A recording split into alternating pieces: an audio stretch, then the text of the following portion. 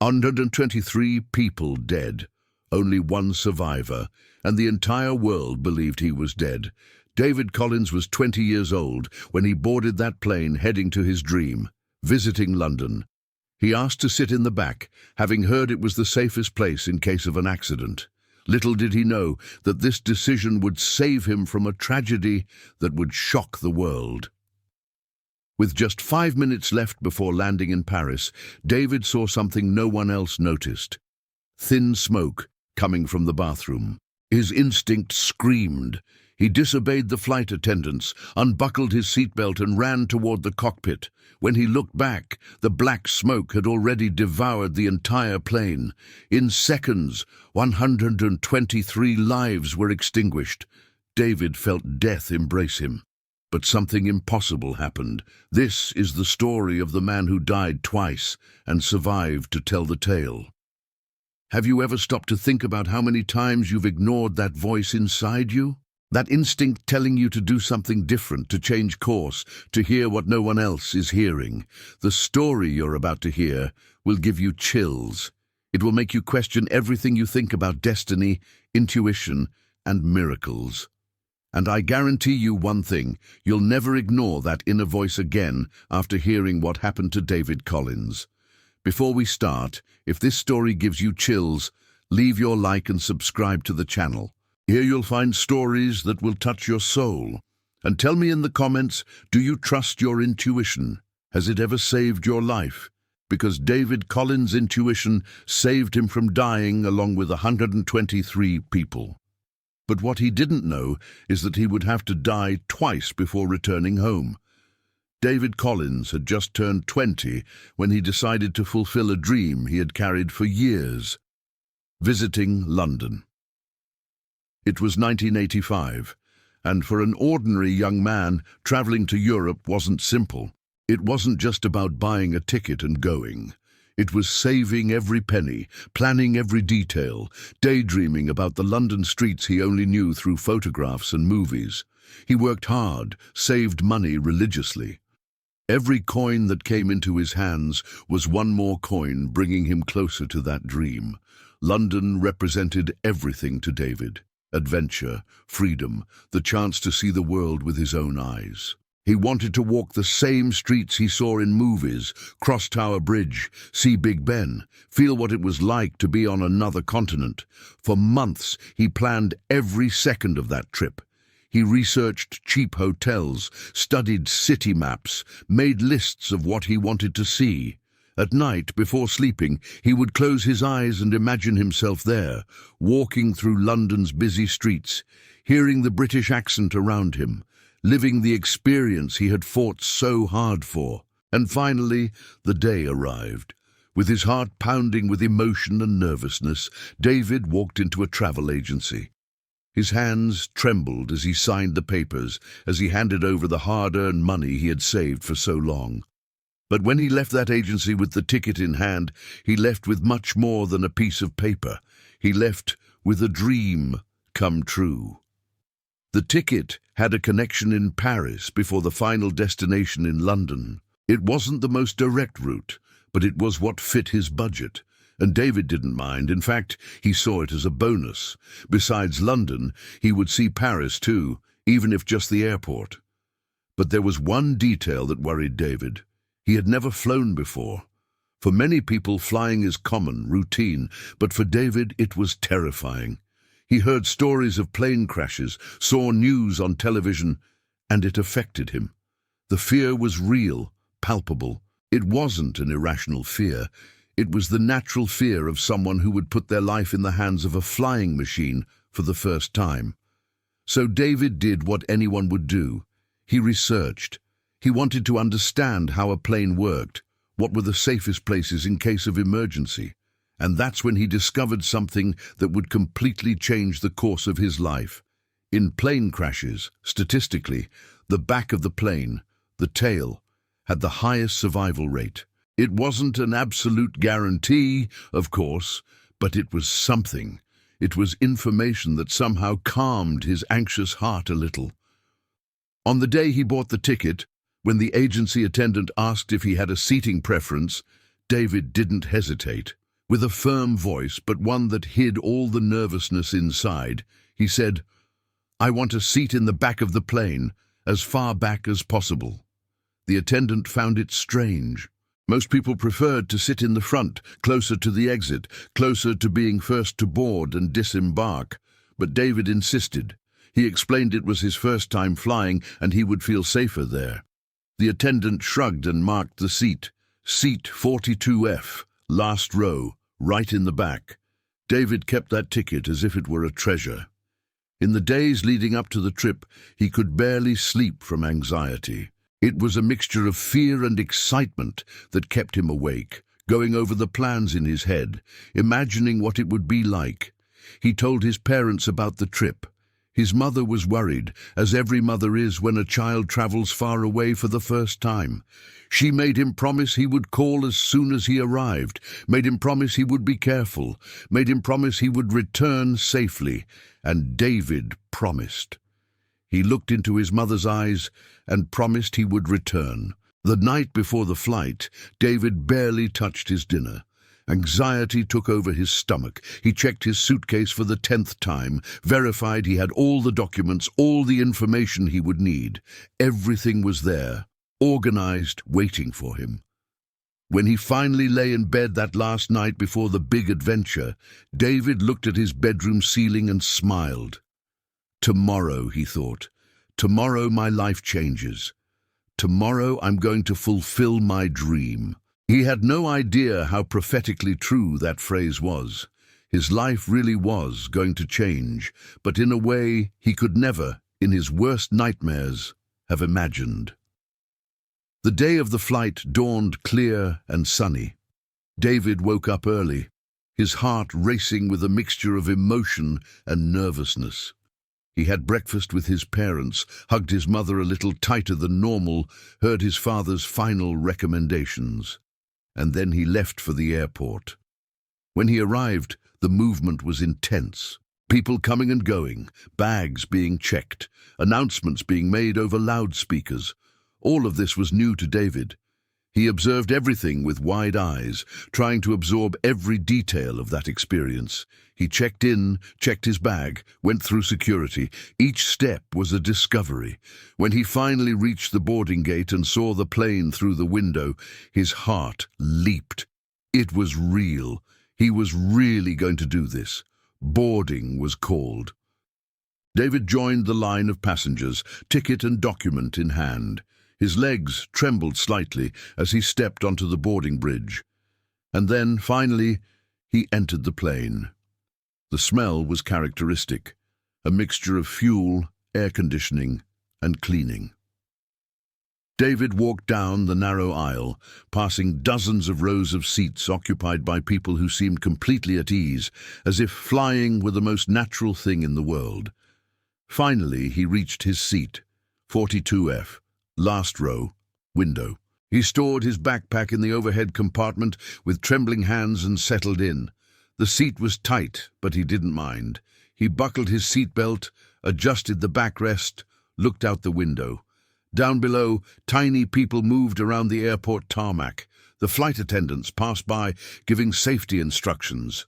David paid attention to every word, every gesture. He mentally located the nearest emergency exit, observed how to put on the oxygen mask, memorized the protective position in case of emergency. And then the plane started to move. David's heart accelerated when he felt the aircraft gain speed on the runway. The noise of the engines got louder, more intense. He gripped the armrest tightly when he felt the plane tilt and suddenly lose contact with the ground. They were flying. David looked out the window and saw the world below getting smaller and smaller. Houses became dots, cars became ants, people disappeared. He was really flying. Gradually, as the flight stabilized, the initial fear gave way to fascination. It was magical to be there, above the clouds, heading toward his dream. Hours passed. David tried to sleep, but was too nervous. He read a magazine, looked out the window, briefly chatted with the passenger next to him. Everything was fine. Everything was perfect. And then came the announcement. Ladies and gentlemen, we will soon begin our descent to Charles de Gaulle Airport in Paris. Please return to your seats and fasten your seatbelts. David felt a wave of excitement. Paris. In minutes he would be in Paris. Even if it was just to make the connection, it was Paris. He fastened his seatbelt, straightened his seat, prepared for landing. That's when he saw it. It was discreet. So discreet that no one else seemed to notice. Thin smoke, almost imperceptible, coming from the bathroom area behind him. David frowned. Was this normal? Was it part of the cabin pressurization? He didn't know. He looked around. The other passengers were calm, some sleeping, others reading, others looking out the window. No one seemed worried. The flight attendants circulated normally, collecting the last cups and trays. But something inside David wasn't calm. The smoke was increasing. It was still discreet, but it was becoming more visible. He looked at the other passengers again. No one reacted. Was it just his imagination? Was his fear of flying making him see danger where there was none? But the feeling didn't pass. On the contrary, it got stronger. It was as if something inside him was screaming, alerting, asking him to react. David began to feel a tightness in his chest. His hands became sweaty. He knew it seemed crazy, knew he would seem paranoid, but he couldn't ignore that inner voice, screaming for him to do something. Without thinking much, moved by pure instinct, David unbuckled his seatbelt. Immediately, one of the flight attendants, who was passing through the aisle at that exact moment, stopped and stared at him severely. "Sir, please keep your seatbelt fastened. We're in landing procedure." David mumbled something about the smoke, but the flight attendant was already walking away, probably thinking he was just another nervous passenger causing problems. But David couldn't sit down. That feeling was getting stronger and stronger. It was as if every cell in his body was screaming for him to get out of there, to move, to act. So, in a decision that defied all logic, all reason, all obedience to rules, David stood up and started walking toward the cockpit. David walked down the plane's aisle with quick steps, but trying to stay calm. His heart was beating so hard he was sure everyone could hear it. With each step, the sense of urgency became more intense. Something was terribly wrong. Another flight attendant appeared in front of him, her face marked by irritation. "Sir, what do you think you're doing? Return to your seat immediately and put on your seatbelt. We're minutes away from landing." She spoke loudly, drawing the attention of other passengers. Some heads turned to observe the scene. David must have seemed crazy, disobeying safety orders, disturbing the flight in the final minutes. "Please, there's smoke coming from the back of the plane. I saw—" David tried to explain. "Sir, there is no smoke. You're nervous, it's understandable, but you need to return to your place now." Her voice was firm, authoritative. There was no room for discussion. Other passengers started to murmur, some with disapproving looks at David. Who did he think he was to cause such a commotion? But David couldn't go back. Physically, it was as if his feet refused to obey. That inner voice, that primordial survival instinct, screamed louder and louder. He looked over the flight attendant's shoulder toward the back of the plane where he had come from. And that's when his blood froze. The smoke was no longer discreet. It was no longer a light mist that could be confused with vapor. It was a wall, black, dense, toxic. It advanced down the aisle like a living creature, devouring everything in its path. "The smoke!" David shouted, pointing. The flight attendant turned, and the scream that came from her throat was one of pure terror. In a matter of seconds, what had been a peaceful flight transformed into an indescribable nightmare. The smoke spread with impossible speed. It was as if the entire plane had been swallowed by a poisonous black cloud. David couldn't see an inch in front of his nose. The air became unbreathable instantly. Screams began to echo through the cabin, but they were muffled, suffocated. The smoke entered everyone's lungs, burning, asphyxiating. People tried to stand up, but where would they go? There was nowhere to run. There was no escape. David felt the smoke enter his lungs. It was like breathing fire. His eyes burned so much that tears streamed down his face. He coughed violently, trying to expel that deadly substance from his body, but each breath brought more of it inside. Around him, silence began to take over. The screams were diminishing. People were dying, quickly, silently, sitting in their seats, buckled in by seatbelts that were supposed to protect them. They were being asphyxiated by smoke that gave no chances. David fell to his knees. His strength left him. He couldn't stand any more. Dizziness took over. His vision darkened even more. And it wasn't just from the smoke. His own body was shutting down, organ by organ, cell by cell. And it was in that moment, in those seconds he was certain were his last seconds of life, that something happened inside David. A movie, a flashback. His entire life passed before his eyes in a fraction of a second. He saw his mother's face, her eyes full of love and concern when he said goodbye. He saw his father, the firm handshake, the proud look. He saw his friends, the laughter, the conversations, the shared dreams. He saw his childhood, his adolescence, every moment that had led him there. And he saw London, the city he would never know, the streets he would never walk, the dream that would die with him. "I'm going to die," thought David. It was no longer a distant possibility, an abstract concern. It was a fact. "I'm going to die here, now."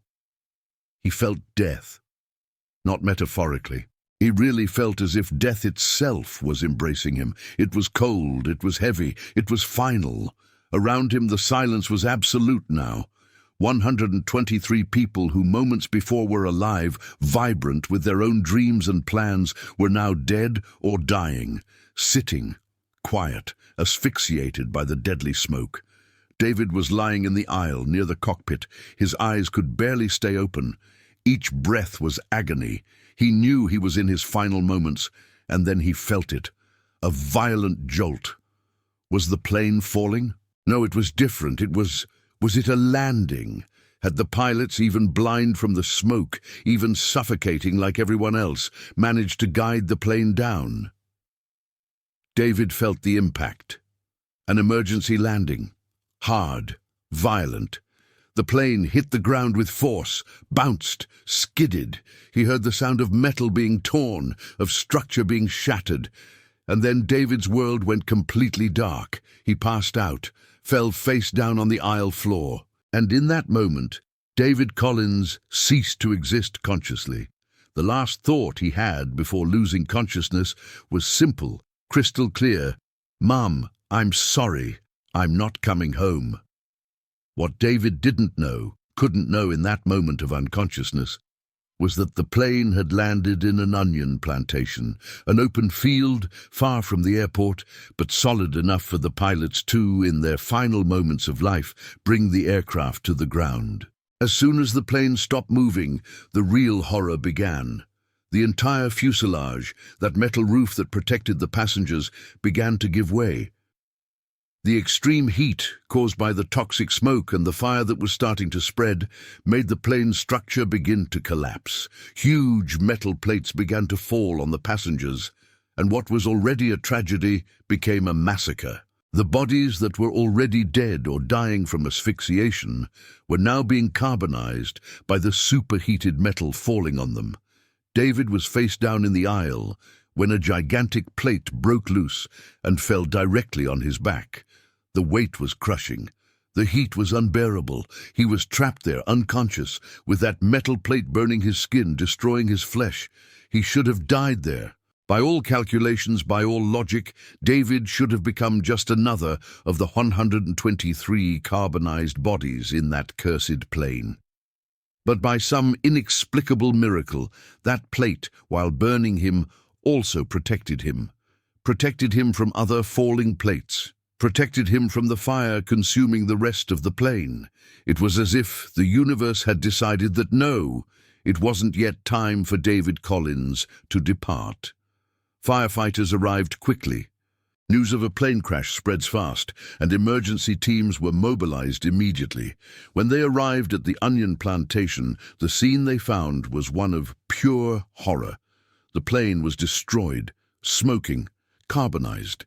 It was impossible to recognize that this had been minutes before, a gleaming machine transporting 124 people full of life and dreams.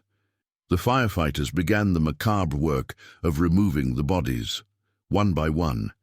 Each body told a story that would never be completely told. Each life brutally interrupted in that terrible moment. When they reached the aisle near the cockpit, they found a body covered by a metal plate. Two firefighters worked to lift the heavy structure. The body was unrecognizable, burned, covered in soot, without clothes, as the fire had consumed everything. They were about to place it in the body bag when one of them noticed something. "Wait, is he breathing?" It was impossible. It couldn't be. But it was true. That devastated body, burned beyond recognition, was breathing. Faintly, desperately, but it was breathing. "We have a survivor! We have a survivor!" The firefighters' shout echoed through the plantation. Doctors ran to the scene. In minutes, David was being placed on a stretcher, receiving oxygen, being transported to the ambulance at maximum speed. He was alive. Against all odds, against all logic, David Collins was alive. But who was he? When he arrived at the hospital, an entire team of doctors was waiting for him. He was immediately taken to the burn treatment center. His body was a mass of wounds. Third-degree burns covered much of his back and limbs. His lungs were full of toxic soot. His chances of survival, the doctors didn't even want to make bets. But while the doctors fought to stabilize David, another drama was unfolding. Representatives from the airline were already at the hospital, trying to identify the only survivor. They looked at that unrecognizable body on the operating table. They measured his height, observed his physical build, and they came to a conclusion. "He's one of the flight attendants," they declared confidently. "He has the characteristic physical build. Must be Pierre." And so, without any additional verification, without any real confirmation, David Collins was officially declared as Pierre Dubois, flight attendant. The news spread around the world. 123 dead. One survivor, Pierre Dubois, crew member. The list of deceased passengers was released, and on it, among so many other names representing lost lives, was David Collins, 20 years old.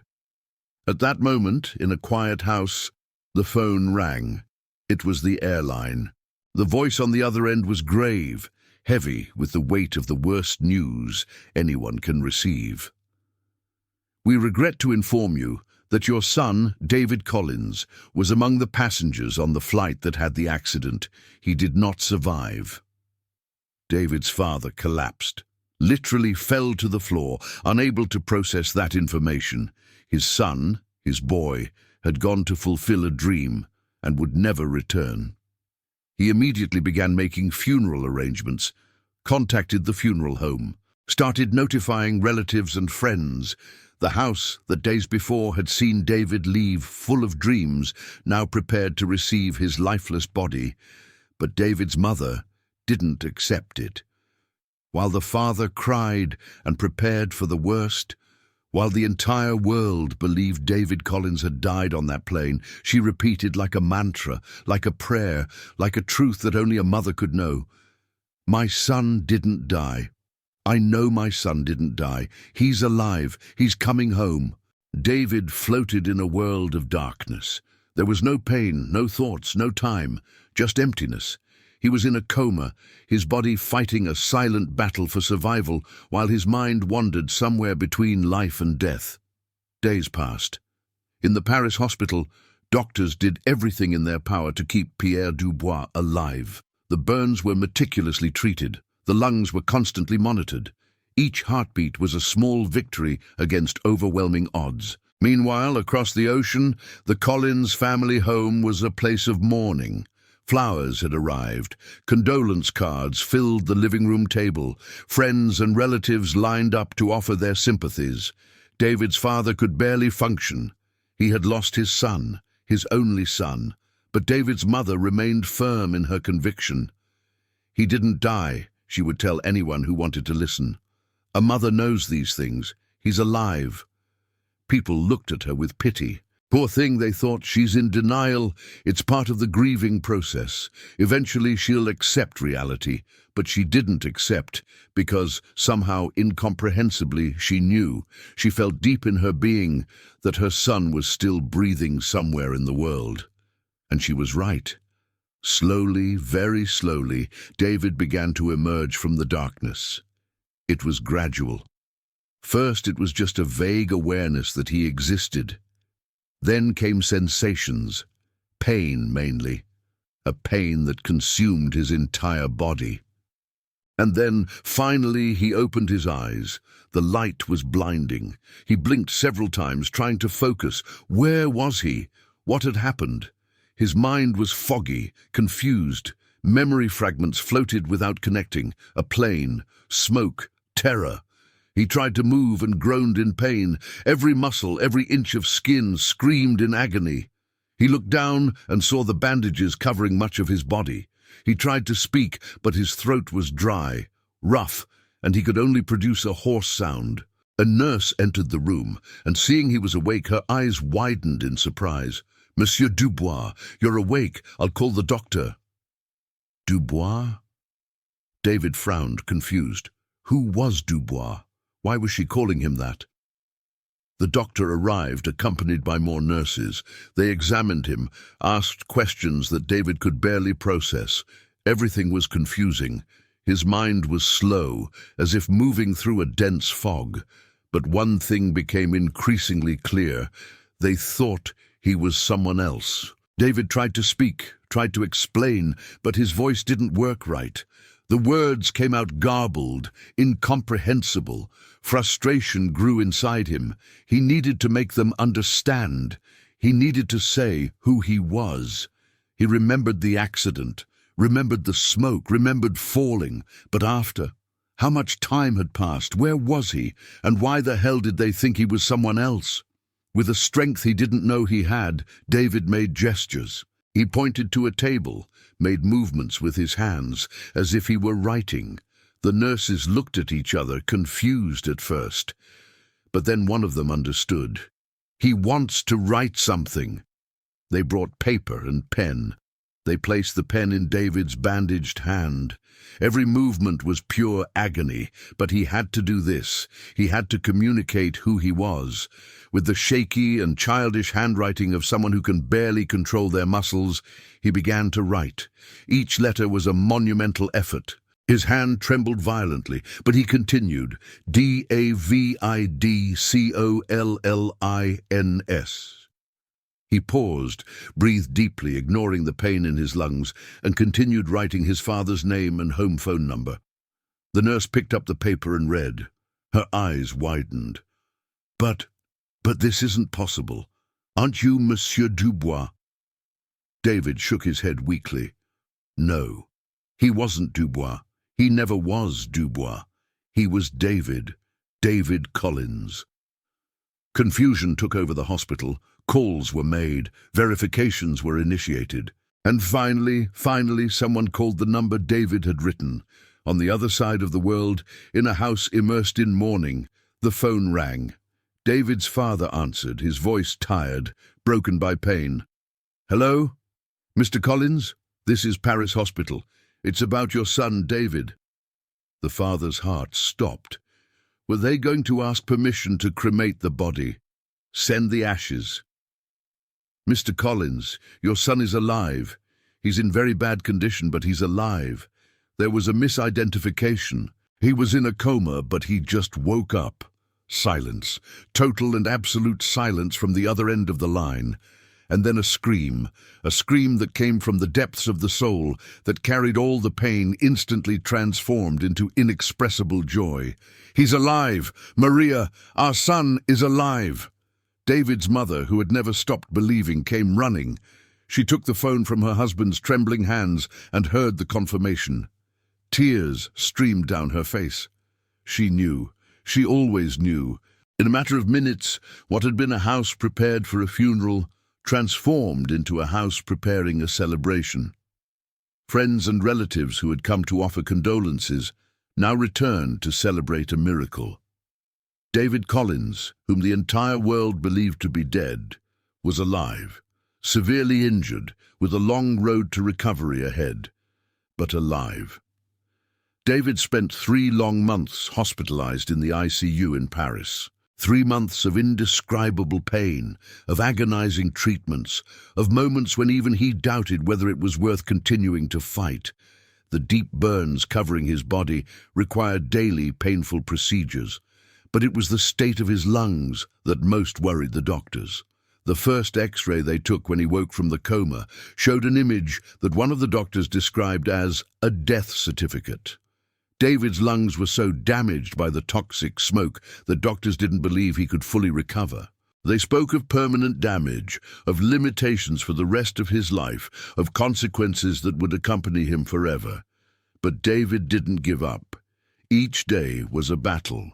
Each breath was a victory, and slowly, very slowly, his body began to respond. The burns began to heal, the lungs began to function better, the impossible was happening. 3 months after entering that hospital as an unrecognizable body on the brink of death, David walked out on his own 2 feet. Yes, he carried scars. Yes, full recovery would take much longer, but he was alive. Against 123 to 1 odds, against all medical prognoses, against death itself, David Collins was alive. He never made it to London. The dream that put him on that plane never came true the way he imagined. But David gained something much more precious, a second chance at life.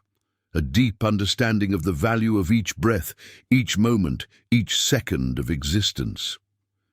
David Collins was the sole survivor of a tragedy that claimed 123 lives. He was the man the entire world believed to be dead. The man who felt death embrace him and still came back. And his story is proof that miracles happen, that we should never ignore our intuition, that a mother always knows, and that sometimes, against all odds, life chooses to give you a second chance. If this story touched you, if you believe in miracles, if you've also been through moments when everything seemed lost but something inexplicable saved you, leave it here in the comments. And don't forget, subscribe to the channel and turn on notifications so you don't miss the next incredible stories of overcoming that we're going to bring.